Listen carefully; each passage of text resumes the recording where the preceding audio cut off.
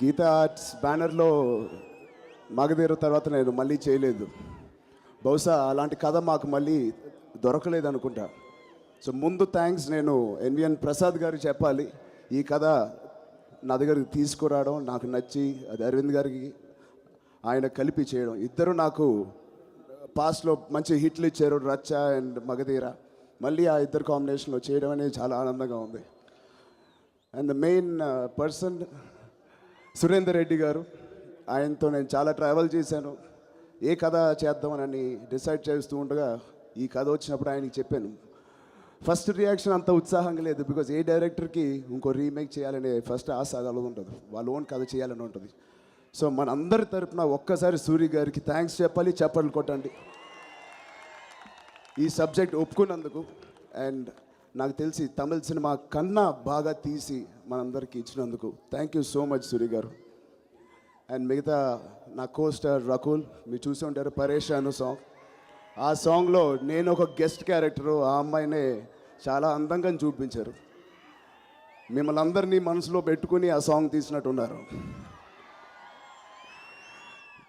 అలాగే మా ఫ్రెండ్స్ అందరికీ స్పెషల్ థ్యాంక్స్. ప్రతిరోజు షూటింగ్లో వాళ్ళందరితో ఉంటూ వాళ్ళతో ఎంజాయ్ చేస్తూ సదా శ్రమ తెలియకుండా పనిచేసాం. అండ్ ఈ సినిమా ఇంత స్టైలిష్గా ఇంత అందంగా ఉండడానికి కారణం మా కెమెరామ్యాన్ పిఎస్ వినోద్ గారు. వాళ్ళు లేరు ఇక్కడ, థ్యాంక్ యూ సార్. అలాగే అరవింద్ గారు దత్తత తీసుకున్నారు ఒక వ్యక్తిని ఈ సినిమాలో, రాజీవన్ గారు అని. Thank you Rajeevan sir. And production అందరికీ, డైరెక్షన్ టీమ్కి అందరికీ థ్యాంక్ యూ. December 9th వస్తుంది. ఈ సినిమాకి బ్యాక్ బోన్, ఈ సినిమా ఆయన లేకపోతే ఇది చేయలేము. అది ఎవరో కారు, అరవింద్ స్వామి గారు. ఆయన ఈ సినిమాలో విలన్ కాదు, నాకు తెలిసి ఇంకో హీరో. అంత బాగా చేశారు. ఆయన ఒక మంచి స్నేహితుడు కూడా. I thank him personally and again thank you so much sir.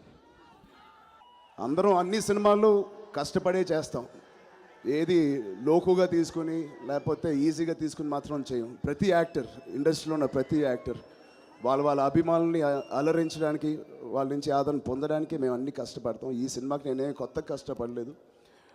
ఇది చేయకపోతే, ఇంత కష్టపడకపోతే తప్పు అయిపోయింది. పైగా జనవరిలో నాన్నగారి ఖైదీ 150th వస్తుంది. ఆయన లేని టైంలో మేము అటు ఇటు ఉండగా పర్వాలేదు. ఇప్పుడు ఆయన వచ్చి మళ్ళీ మాకు ఒక స్టాండర్డ్ సెట్ చేసి బెత్తం పట్టుకుని మమ్మల్ని నడిపించడానికి మళ్ళీ వస్తున్నారు. సో ఆయన రావడంతో మేము ఇంకా డిసిప్లిన్డ్గా, ఇంకా హార్డ్ వర్క్ చేయాలని, చేస్తామని మీ అందరికీ తెలియజెప్తూ, December 9th అన్నీ కుదిరితే నాన్నగారి 150th టీజర్ సినిమా థియేటర్లో రిలీజ్ చేయడానికి మేము ప్లాన్స్ చేస్తున్నాం. ఓకే, ఇక్కడ ఒక చిన్న సర్ప్రైజ్ మీ అందరికీ, ఒక చిన్న టీజర్ అవుట్లుక్ పోస్టర్ వేద్దామని. Please can you put the poster.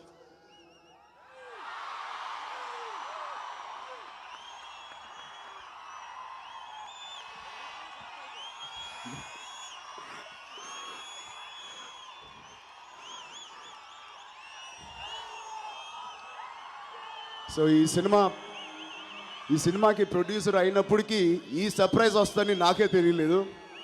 Thank you ఎవరైతే, థ్యాంక్ యూ మామ, ఈ సర్ప్రైజ్ మా ఫ్యాన్స్కి ఇచ్చినందుకు. ఏ ఇండస్ట్రీలో అయినా లేకపోతే ఏ బిజినెస్లో అయినా ఒక లా ఆఫ్ అట్రాక్షన్ ఉంటుంది. మనం ఏమి ఇస్తే అదే మనకి తిరిగి వస్తుంది. మనం ప్రేమిస్తే ప్రేమే వస్తుంది, డబ్బు ఇస్తే డబ్బు వస్తుంది. ఒకరికి భోజనం పెడితే తిరిగి మీకు ఏ లోటు లేకుండా ఉండే ఒక లా ఆఫ్ అట్రాక్షన్ అది. బట్ నేను గర్వంగా చెప్తాను, కేవలం సినిమా ఇండస్ట్రీలోనే మా ఆర్టిస్టులు అందరూ మిమ్మల్ని అలరించి ఎంటర్టైన్ చేస్తే మీరు తిరిగి మమ్మల్ని ఎంటర్టైన్ చేయరు. మాకు పేరు, డబ్బు, ప్రఖ్యాత, రెస్పెక్ట్ సొసైటీలో మేము ఎక్కడికి వెళ్ళినా మీరు ఇన్ని రకాలుగా మాకు తిరిగి ఇస్తున్నందుకు మీ అందరికీ మళ్ళీ పేరున థ్యాంక్స్. ఈ ఇండస్ట్రీలో పుట్టినందుకు, మీ ముందు ఇలా నటిస్తున్నందుకు నేను ఎప్పటికీ రుణపడి ఉంటాను. మీ అందరికీ పేరున థ్యాంక్ యూ. ఇక్కడ అందరికి వచ్చినందుకు. Will meet you on 9th. Thank you. సంగీత ప్రియులందరి తరపున శుభకామనలు తెలియజేస్తూ ముగిస్తున్నాను. చాలా సంతోషంగా ఉంది. మా అందరికీ వేదిక కల్పించిన నిర్మాతలు అల్లు అరవింద్ గారికి, ప్రసాద్ గారికి మనస్ఫూర్తిగా ధన్యవాదాలు. చంద్రబోస్ గారు జనరలీ ఏ స్టేజ్ మీద అయినా సరే ఒక 2 లైన్లైనా పాట పాడడం ఆనవాయితీ. అతడే తన సైన్యం, అతడే